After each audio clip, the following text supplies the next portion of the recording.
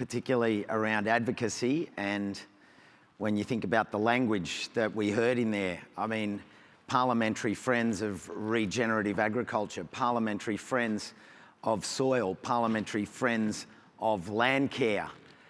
If it's not being spoken in there, it's a lot more difficult to be advocating for it. And I look at those three and see the next logical step to there being a Ministry of Soil. But we can work on that, I'm sure. Okay, that went well. Well, I'll advocate for it. I'll be the Minister of Compost. I thought that one might go all right, but anyway, I'll have to work on a few for tonight. Maybe some people at home enjoyed that joke. I'm sure you did. Thank you. Back me, would you back me? Load the chat with some support. I like what you said, Penny, about soil no longer being seen purely through the eyes of agriculture. That it is this connection between soil health and human health. And we talked about that yesterday at Next Gen when those vulnerabilities were put up. Not just about how you become involved in this, but how people were feeling about the State of the Environment report and how our young people are feeling about where do they tap in to make a difference. So, I mean, everything you've said, Penny, is tying in beautifully with this theme. And it's wonderful to know that we have a soils advocate in Canberra rattling the cage. And I suppose the real next question I ask is, what can we as a group do to advocate your advocacy and to take it further? So I think we can ask that question to you directly. But I think as groups, we can do things to help that level of advocacy that you're doing get the rattle behind it that we need. So we're now going into our next panel. And this panel is Landcare and Farming Go Hand in Hand. And to facilitate the panel, I'd like to welcome the speakers. And the facilitator for this is going to be James Walker. So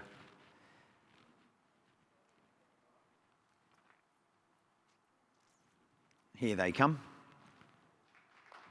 Big round of applause. Thanks, James. How are you, mate? Good to meet you. You too. Yeah. Over to you. And if you've got any questions, feel free to put them in the chat. They're going to come to the iPad. Anyone watching, please feel free to put any questions in the chat, and I'll bring them up to James at the end. All right, I think we're just chasing Charlie Prell if he's in the room at all. If not, we might just kick off given the time we've got available. But welcome, ladies and gentlemen. I'm James Walker from Longreach in Queensland. We've got a fairly diversified farm. I got Australian Farmer of the Year back in 2018 for excellence in diversification. So we've got a large-scale solar farm. We've got an organic enterprise, and we've sort of really mixed things up with agri-tourism and software. So we've really diversified our, I suppose, agricultural income. Haven't really entered into carbon markets yet, and and the opportunities for diversifying income, but in the lens of Landcare. But I just wanted to, I suppose, start off by painting a picture, and the picture is, in aggregate, globally, there's 82 million people more in the world every year. So that's the equivalent of about 920 A380s landing at an airport every day and unloading an extra, 82 million people per year. So with that and the role of farming, we've got to really address that. And with all the complexities of running a farm and sort of balancing the environment and finance and production, it's critical that we get it right. So I really welcome everyone here today to this panel session. And I'd just like to go along and just introduce to everyone the panel that we've got here today. So we've got Andrew Stewart, Natalie Sommerville, and Mark at the end there. I'd like you to probably start off first, Mark, by just introducing yourself to everyone. Okay, yep, I'm Mark. You can hear me? Yep, that's good. I'm Mark Stanley. I'm based in Port Lincoln on the Eyre Peninsula of South Australia. I've got a Landcare story. I'm not sure whether I'll tell that now or not, James, but yeah, I will. Yep, I'll tell that in a second. So First of all, I'd like to thank the organisers for inviting me here today. I feel very privileged amongst all these people who've done great things in their lives and doing great things for the industry. So I'm very humbled to have this opportunity. So my Landcare story is that I grew up on the land on a mixed farming property in the mid-north of South Australia. Our farm was on the floodplains of the River Broughton. And the River Broughton, or those floodplains, exist between the sea, which is the Spencer Gulf, and the Southern Flinders Ranges. So quite a pretty area if you haven't been there before. Unfortunately, our farm was on the northern side of Goyder's Line. Goyder's Line was an imaginary line produced by Mr. Goyder back in the 1800s, which is basically the 300mm ISO height, north of which it was recommended that farming not be practiced. And our farm was on the northern side. So you can imagine we're in a fairly, we experienced a lot of drought anyway in my times of growing up. So we saw lots of floods from the river, we saw lots of droughts in between. We saw dust storms where we had trouble seeing the end of my outstretched arm. We've had mice plagues infiltrate every part of your home and the farm, and mice eating the ends of your toes in the middle of the night, which wasn't all that pleasant. So I've experienced it all in those formative years. And the farming practices back then really were destroying our soil structure, and they were wasting vital soil moisture that could have been put to better use in terms of better production. Thankfully, the positive story is that in that 50 or 60 ensuing years, I'm not going to tell you how many years, around 50 or 60 since I was growing up, we've come a long way. And some of the good things that I can note that are good and also not so good in those ensuing years is that farming practices that build soils and maintain cover, conserve soil moisture, are now well and truly embedded in our mixed farming system. So that's a great achievement in that time. We've had incredible productivity increases. Those increases have been through embracing new technologies and innovations in our farming sector. And a lot of that is due to the communities and the groups that existed over the decades, including Landcare groups. I think farmers are now a much improved recognition of the value of the natural environment and how it contributes to their farming landscapes now as compared to the past. And also farmers have better control of where and when their produce is sold. So those are some positives. I guess the negatives are, or the things that we're still trying to deal with and are not so good, particularly in terms of stream flows. And we see on river flows dry up or slow down considerably, a lot of it due to damming water upstream for use in horticulture enterprises, but also reduced rainfall due to climate changes. The big critical factor is the loss of regional communities, and certainly seeing that in South Australia where vibrant towns have now become ghost towns, and those towns are left. It's left to a few people to keep those communities alive and functioning. And there's questions about the sustainability of our high input farming systems. For sure, current farming systems are returning good profits, but it's questioned really, are they sustainable into the future? And the final issue we're facing, which Mark gave a good overview this morning about, was the acceleration of climate change and how we might deal with that. I think, James, I've got a lot more I could talk about, but I'll leave it at that for now and let someone else talk. Thank you very much. Nat, I might pass over to you. You're in the mid-north of South Australia. Give us a bit of background on yourself this afternoon. Yes, thank you. And I suppose I am farming in South Australia now, in the state's mid-north on Nudgee country, and I do broadacre cropping, livestock, and also some other niche products as well. But I'll go back to my roots. So traditional country on my dad's side is in the Torres Strait Islands in Mubiag, and hello all you mob watching out there. And I suppose I grew up on mainland Australia, but really heavily influenced by agriculture and Landcare, which is used in different ways, I suppose. But that real care for country and growing things is what I grew up with. So in both my mum and my dad's influence and their families. So, you know, Dad would always have his, you know, crops growing wherever, you know, we could pop some yams in or some sweet potato and lemongrass and, you know, all the other good stuff. And, you know, Mum would have this big wheelbarrow of manure with some water in it and some other good stuff in there, and I soon found out, like recently, that's what you call compost tea or something. So, you know, I just got brought up around, you know, that philosophy of, you know, caring for land and country. And I suppose I was really influenced by the beef sector and the cattle industry, and grew up on my family's property up in the up in the top end. And again, it's that link to country and caring and observing. And when we talk about soils, that's the country side of it. So when you're looking at this from a cultural lens, it's all of those things that's actually the country you're talking about, and the holistic approach to making all the ecosystems work. So without the water, you don't get the growth. Without the healthy soils, you don't get the growth. Without the people, you don't get the growth. So they're all very, very linked together.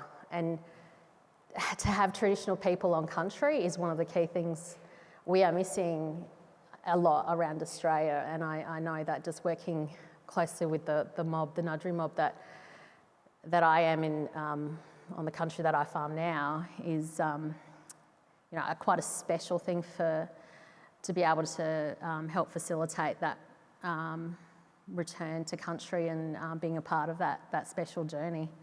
In terms of my education, I've studied, well, I was always interested in agriculture, but I was really also interested in natural resources. So when I was going through uni, there wasn't a sustainable ag kind of a degree. I had to create it myself. And soils was not it was a subject that you didn't have to do, which I found astonishing, because, you know, that's what we all should be doing, and it should have been a priority back in those days. But yeah, I've just followed what I've loved to do.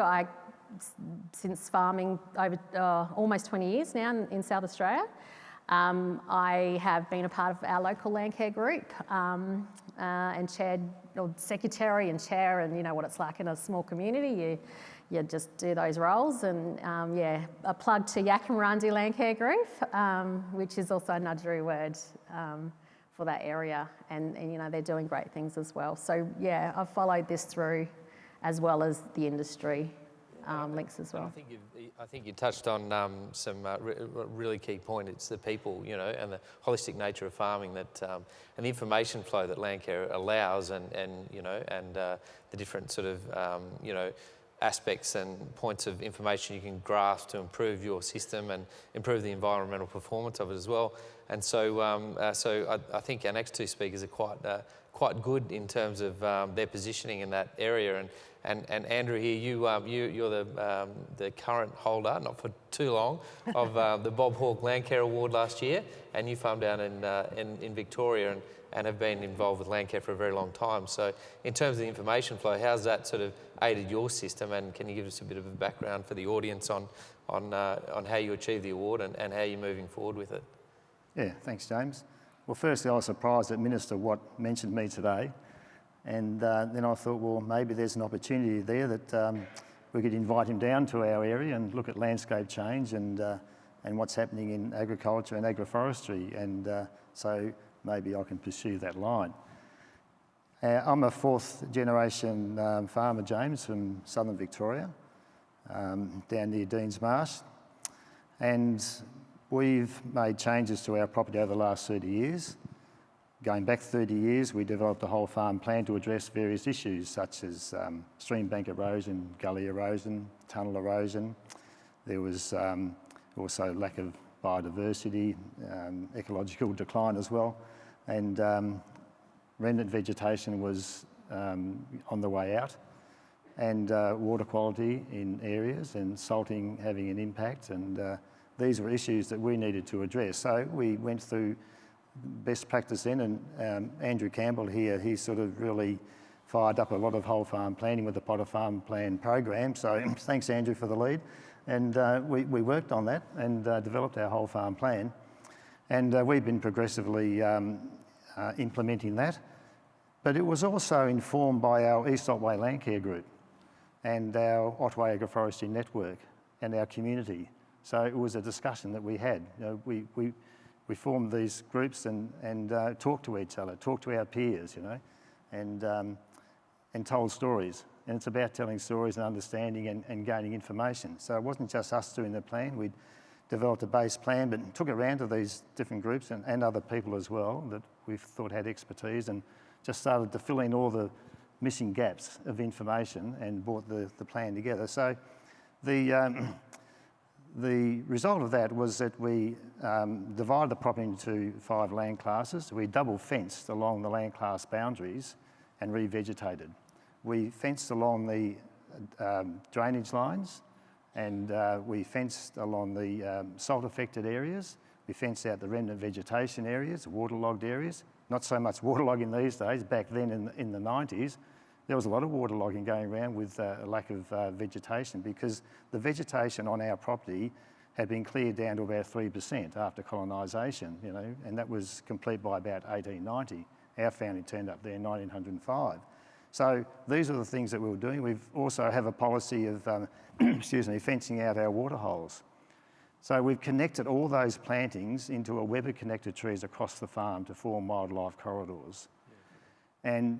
And in that wildlife corridor formation, we've been cognizant of the farms next to us on either side of the waterways, and that's been important because a catchment plan was developed by the East Otway Landcare Group and with input from the Otway Agroforestry Network as well.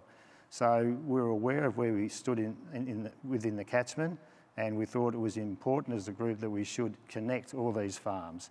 So that is what has happened over this ensuing period, so that now the Yanyangur Creek catchment has been revegetated along the Yanyangur Creek, and that's about 18 to 20 kilometres, and pretty much all of that has been completed. So there's been good cooperation along this system.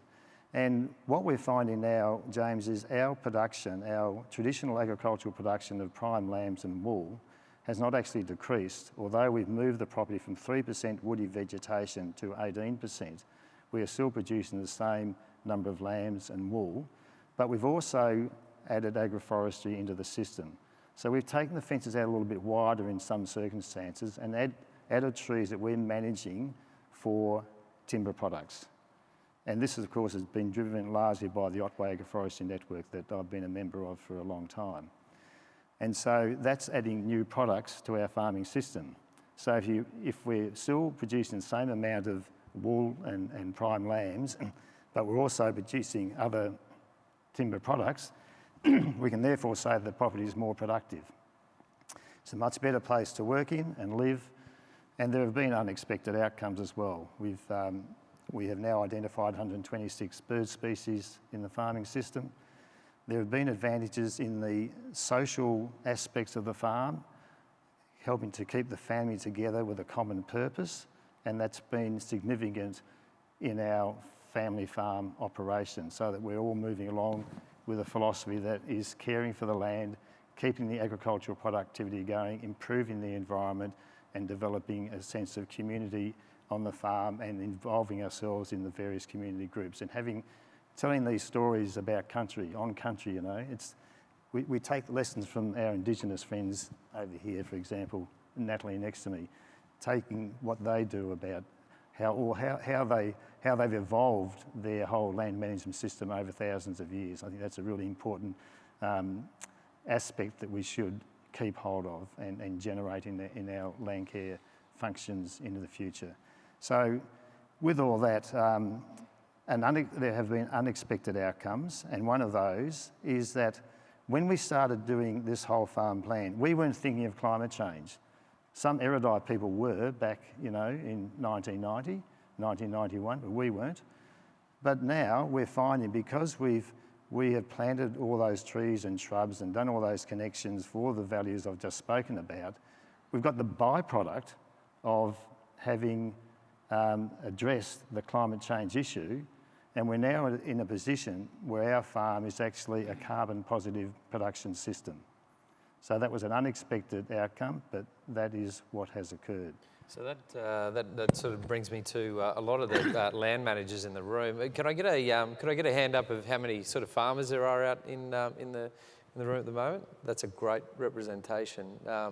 So in terms of the practices and all the activities we've undertaken in terms of legacy and historical projects in the Landcare community, we're seeing the benefits of those now because they are interacting with some of the marketplaces that are available. And you alluded to it before with the agroforestry. It seems that in the last 10 years, from my point of view, and it'd be interesting to see your take on it and everyone's take, the information brokerage for environmental stewardship has just exploded, and the amount of sort of avenues you can explore, environmental practices has evolved very quickly, almost to an explosion. So I guess, how do we keep Landcare, relevant, and how do we make sure that the information is coming through us in a coordinated approach to actually lift all the ships at once instead of just sort of having rockets here and there and sort of developing that? I might actually pass that over to you, Charlie, in terms of, your I suppose, leadership in this space in terms of the Farmers for Climate Action chair role you've got, I understand. And tell us a little bit about that yourself, and also, how we best make use of all the information and frameworks out there to empower farming environmentally, financially, and production-wise. All right. Thank you. And welcome, by the way. Yeah, I apologise for being late. That's okay. No I had a soda at lunchtime, which I shouldn't have had, and I didn't want to walk out on Penny's speech, but I'm here. I am Chair of Farmers for Climate Action, have been for nearly 2 years now. That journey started for me in about 2015, at the start of the most recent very intense drought where I live. I'm from Crookwell, by the way, 40 kilometres north of Goulburn, where the famous Big Merino is. I'm well known down there, and maybe wider than that, for my advocacy in relation to wind turbines in particular, but renewable energy generally. And that hasn't always been an easy ride. And the reason I'm saying that is that there's an opportunity here for all of us, in New South Wales particularly, but all of Australia, I think, to make a direct link between the money that the wind turbines or the solar panels now that are proposed to be built and Landcare. And I'll just jump straight into that, because I think I get really frustrated. I'm a member of the Upper Lachlan Landcare group, sorry. Our coordinator, Ruth, is here, and she's a wonderful coordinator. And our chair, Paul Hewitt, is not here, but he's a wonderful chair, honorary chair, obviously. It really annoys me that our coordinator, and this probably applies, I'm pretty sure it applies across the state, spends an inordinate amount of time trying to source money to fund their job. So that's distracting them from the issue that you just raised about how do we get the information out to as wide a field as possible. And I know there's a massive opportunity, because wind turbines and solar panels are very, very, very profitable. People don't invest in those things unless they get a return on investment of around about 10% or more. If it gets under 10%, they're sort of shying away from it. That means that there's a profit margin there that we as communities, and Nat and James spoke about Andrew spoke about the importance of the community. I think there should be legislation maybe, but there definitely needs to be a community expectation that a percentage of the community enhancement funding money that these renewable energy facilities generate, dedicated to funding local Landcare coordinators. So they don't have to spend 2 days or whatever it is a week to, thank you. They don't have to spend half their time raising money so they can spend the other half of their time doing the great work that they do. And it's a no-brainer for me. The turbines on my property have replaced the fertiliser that we used to use, because it allows me to adjust my stocking rates no matter what the season is, because I've got this steady income stream from non-weather dependent, non-drought dependent wind turbines, and solar panels are exactly the same. It really annoys me that we've done it so badly, the rollout of the renewables in this country. Everybody in my district should be benefiting from the wealth that these turbines generate. That one turbine on my property is 160 metres high roughly. That turbine generates enough electricity to power 2,000 homes in a year. It's obviously not consistent, but they generate in a year enough electricity to power 2,000 homes. And at today's prices, it's making something like $1.5 to $2 million cash income every year.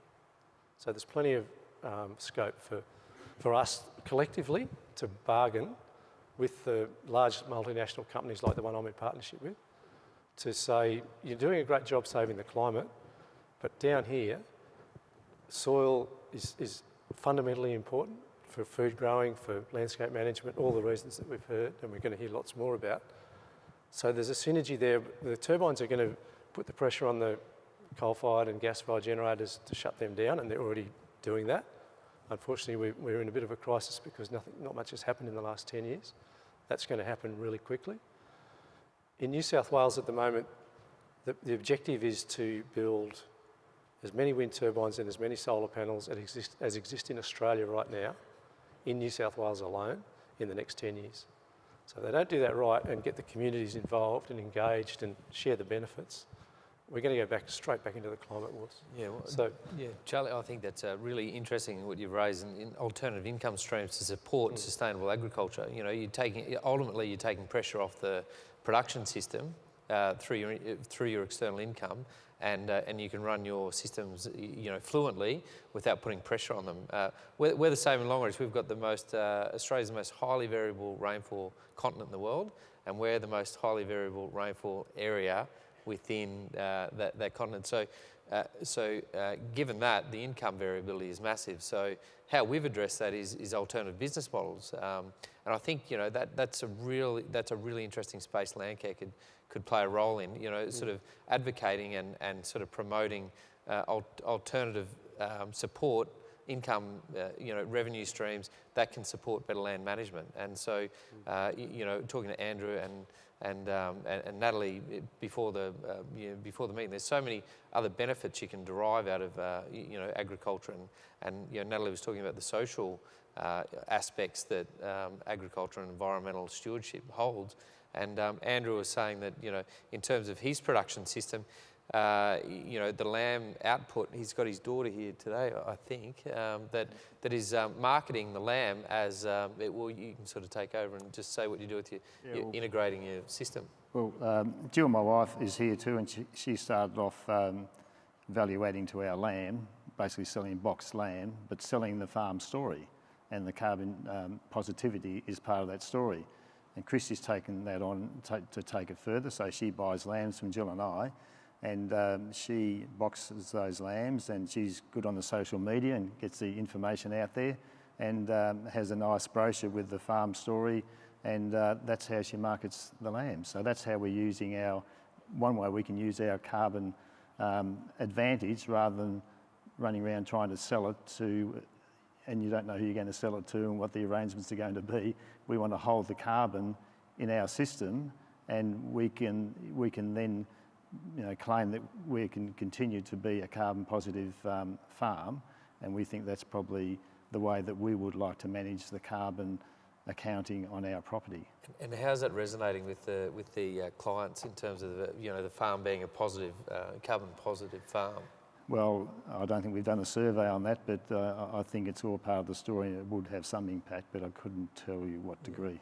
Yeah, great. And on that, in terms of Landcare's involvement, I understand that Ange Hammond might be here somewhere in the room, who's coordinating a lot of the the farming activities. There's Ange. Hey, Ange.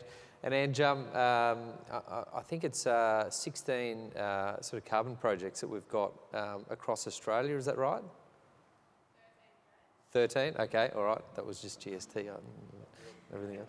and inflation, obviously. But yeah, 13 projects, and we've actually got some participants in the room. I think there's Melanie Leather and Melanie Shannon, if you guys could stand up or say good day. Yeah. So you know, there's trials of these sort of alternative income streams and the marketplace that's actually operating you know, within Landcare. And I'd you know, encourage any of the farmers that put their hands up before, any land managers that can communicate to farmers or other people in charge of the practitioner side of things to reach out to Ange and you know, have a bit of a chat about those projects. And you know, I sort of seem to think that you know, that's where the future is there, to actually you know, with the data and with the technology that's becoming available to us, to actually enhance and improve the performance of our systems. You know, not only financially, but you know, so we can create food, shelter, and you know, clothing for the growing environment, for the growing global population. But yeah, and then provide that through the technology and the data to the farmers and the land managers that can improve their performance. Another aspect of that is, you know, is the ESG component of farming and Landcare. And so, Natalie, I wouldn't mind you touching on the social aspects that you're finding, you know, farming and the environment has where you are. Yes, sure. So I suppose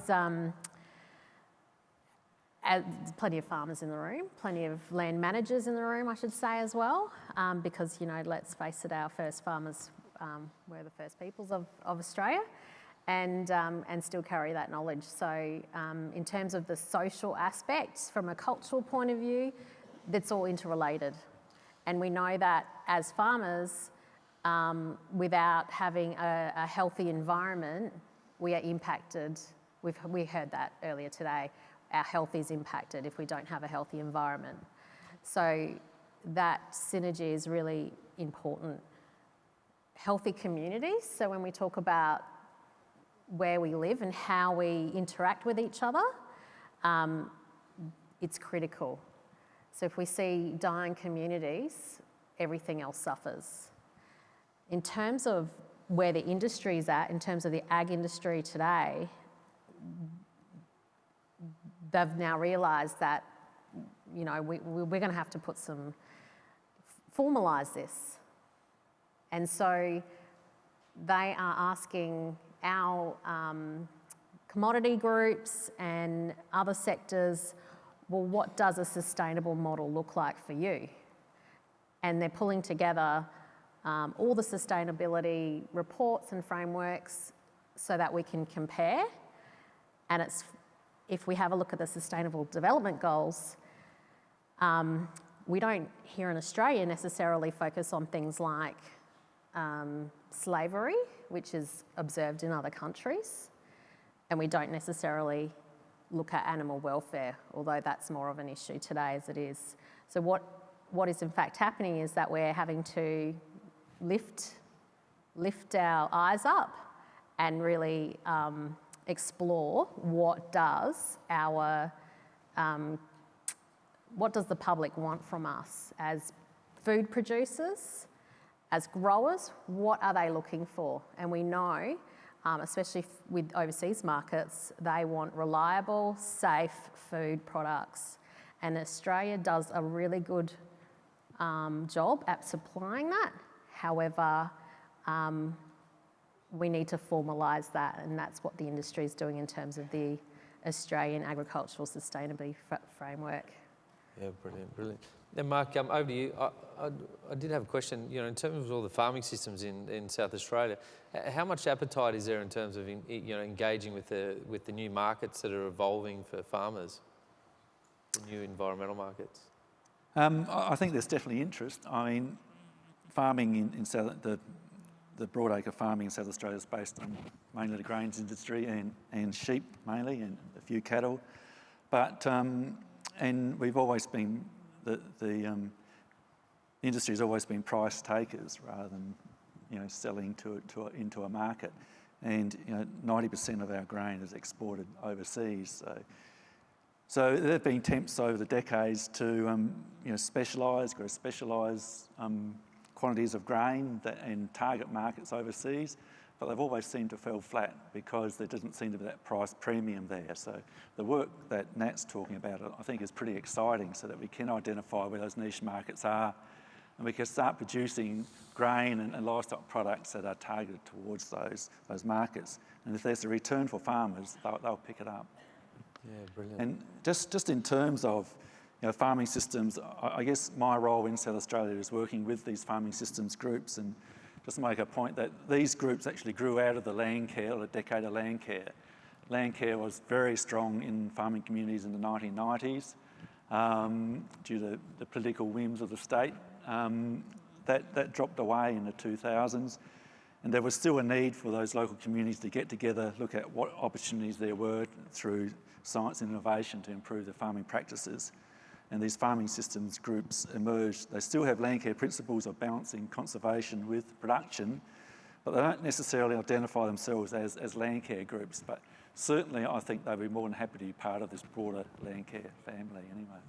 Yeah, absolutely, absolutely. And Charlie, in terms of your experience with Farmers for Climate Action, how big is your member group now? And and what's their appetite to engage or develop market opportunities?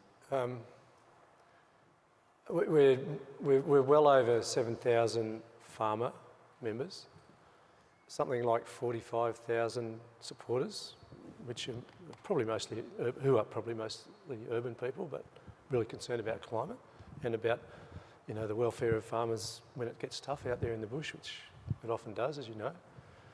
I'm the chair of a board that is managing a growth that's just exponential, really.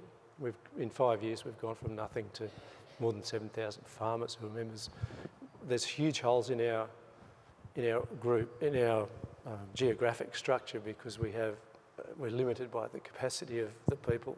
We do community organising, so we get people into, it's the Landcare model actually, getting people into a group, talking to each other, so there's a peer conversation, so there's all sorts of support for innovative ideas or challenging some of the paradigms about climate, in my case.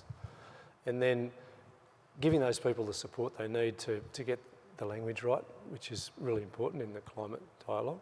But then also to know that if they stand up in the pub or the CWA hall or whatever it is and start saying this climate change stuff might be real, they know that they're going to have some support, at least some support in the room. They're not going to get carved up like you used to be 10 or 15 years ago when you were an advocate for wind turbines or solar panels or even changing farming systems at some point.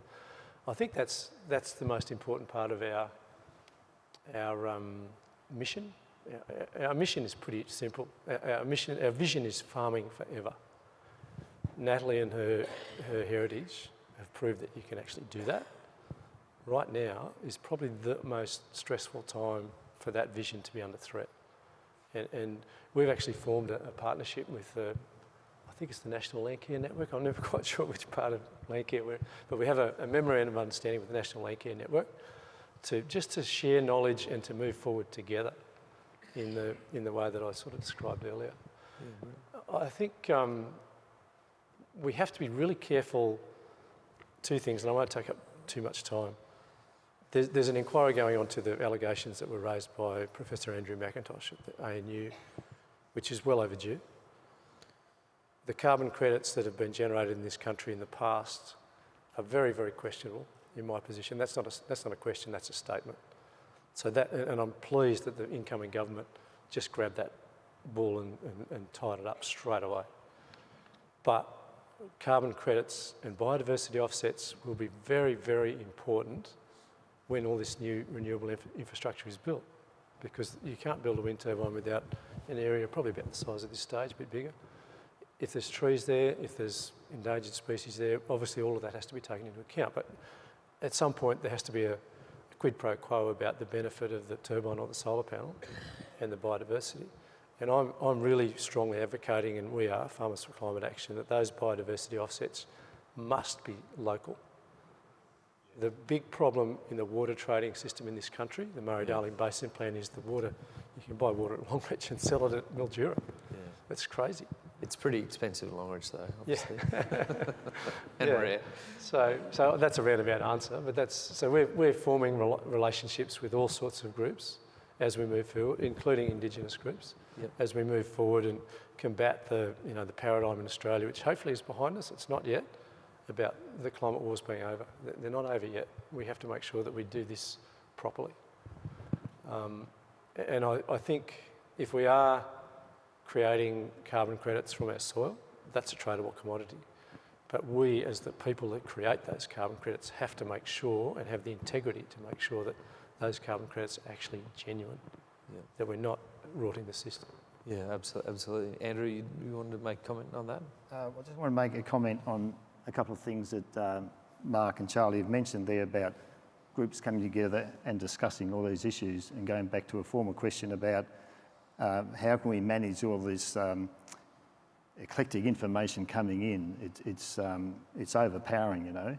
This, I think, is a great opportunity for Landcare to relook at its extension model and how we communicate and how we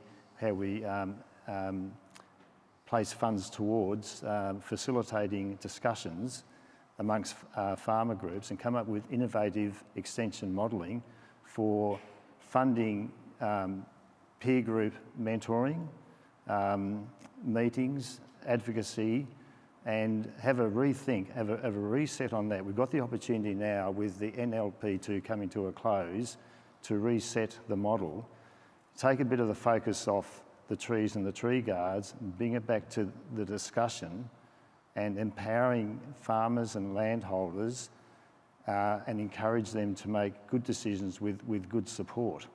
So this is an opportunity for Landcare to re-examine the extension methodology of what's been happening, and I think that we should be doing this.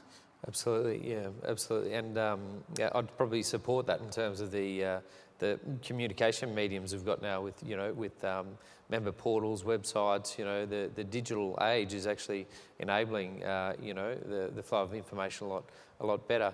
And which brings me, I suppose, to the importance of technology. And in Longreach yesterday, we had I'm chair of an organisation out there called Grow WQ, Grow Western Queensland. And the importance to agriculture that ag tech plays at the moment is astronomical. We had 30 providers all fly in from across Australia to showcase their technologies available to agriculture.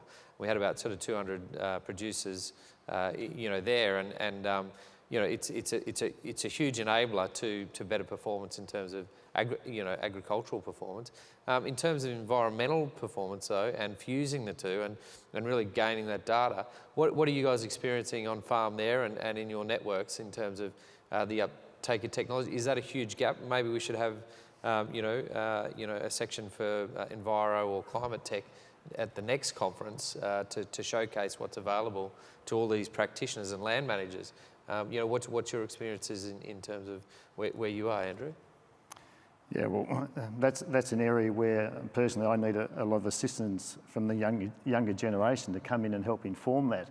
And again, another opportunity for Landcare to try and really fire up the connectedness of young people to Landcare, so they can assist us older people through that system and reduce the average age of farmers as well. If we can make agriculture and farming attractive to young people, and bring them into the system, and they bring their technology, their communication skills and their enthusiasm, that's where we need to go. Yeah, there's no better way to the youth than through technology. My birthday earlier this year, my 9-year-old daughter got me, for my birthday as a present, a TikTok account. So I thought, what am I going to do with this anyway? So the next 5 minutes we were dancing in the kitchen. But anyway, it's a good point. That's a real vessel and a vehicle for engaging the youth in terms of getting the technology here. So yeah, what are your experiences in that? Oh, my experiences with tech, I've got an iPhone 6. I'm very proud of that. I'm going to try and keep it as long as I can possibly can. My daughter is begging me to get a new one so she can have my old one. I said, no, it's still good for me for at least another, 2 days or something. We'll see. Look, I started farming when auto steer wasn't around. So that shift from, manually driving a tractor and a seeder bar to now having auto steer and all the other mod cons in farming, I've experienced that and realised just how much of an efficiency change that has meant to our business and our lives. So, and I suppose, you know, that then influences, well, what else can we have out there that would make our lives a lot easier? So when we apply an environmental question about ag tech, I think, you know, a lot of our departments already are using a lot of technology to monitor land condition and use, and I suppose we always have to ground truth and make sure that we're doing that well, because we know that, you know, some of these models don't necessarily pick up the grasses, which is critical for habitat in some of our systems. So with every technology that we produce, we need to have that element of ground truthing. Just as we have soil carbon testing, we know that it's not 100% accurate, and there's all different types of models out there, and we have to actually get that really right as an industry so that we've got the credibility to move forward with this. And I think we've been asking for that for some time. But in terms of other technology, sure, I would love to see some kind of forum about tech in this space, in Landcare space. Absolutely. And what about you, Mark? Is technology your strong suit? To a degree, yeah. I've got an iPhone 12, so I beat you there. Wow. But certainly, Australian ag has been built on adoption of technology and innovation, quite often at the farm level. I think we've come to a new paradigm of technology these days, where, you know, technology is being developed at such a fast pace by industry and by the science world, that we're getting technologies that are looking for a purpose in agriculture. So really, to find that purpose, it really involves an interaction of those researchers, the technologists, the farm advisors, the farmers, coming together to solve their problems. There's no point in the technologists thinking they come up with a great new whistle that they think is going to solve farmers' problems when the farmers don't know about it and don't understand how it does fit their system, and vice versa. So getting those people together in a room and coming up with solutions and how to use this technology and how it will benefit farming into the future is really critical. Absolutely. And Charlie, you much experience that. I mean, the problem solution space you're talking about with the renewables, you know, to try and create that income stream. People love a challenge to solve. So you know, how's they do. And challenges are more often than not overcome by ingenuity and innovation. I'm a fourth generation farmer like Andrew. And sometimes I say that with pride, but sometimes I think, I wish I was a first generation farmer with a blank sheet of paper and I could just go out and grab this new stuff. Instead of sort of wondering whether, when I was young, my dad used to say, do this, do it that way, do it, you know, this time, all that stuff. That's important, and it's terribly important to acknowledge the ingenuity and ingenuity and sustainability from the Indigenous people of this country. So it's a two-sided argument, but the technology that I see on my farm in relation to renewables, I live next to the first grid-connected wind farm on the eastern coast, which was built in 1996. In 25 years, we've gone from 40-metre high towers, 25-metre high blades, to 100-metre high towers. In fact, they're bigger than that now. And the blade is 2/3 of the height of the tower. So the output of the modern turbines, and solar panels have had the same increase in capacity, which reduces their cost. We've all seen those numbers and they're real. So that demonstrates to me that there is just an endless opportunity for us in regional Australia. Those who've put their hands up, and maybe there's a whole lot of people out there from regional Australia who are not farmers who didn't put their hand up a minute ago. If we're brave enough to grab that opportunity and run with it and make sure that we are all the beneficiaries of it, everybody in the room, that just excites the hell out of me. And it makes my kids think, hey, farming's not the crusty old thing it used to be. It's actually pretty cool. Yeah, and also I think on that note as well, and we're just running out of time now, but the capital markets really engage with technology because it's scalable. And so, you know, if we want to attract as an organisation, as a movement, more venture capital, more capital from the markets, you know, it's via technology and solutions like that. So that'd be really interesting engagement. Ladies and gentlemen, I'd like you to thank our panel here this afternoon, and I think they did a tremendous job during the, you know, I suppose the graveyard shift, is that what they call it?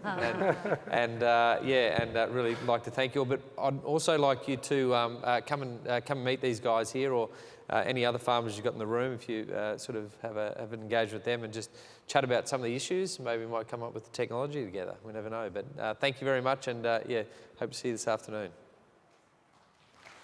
Thank you.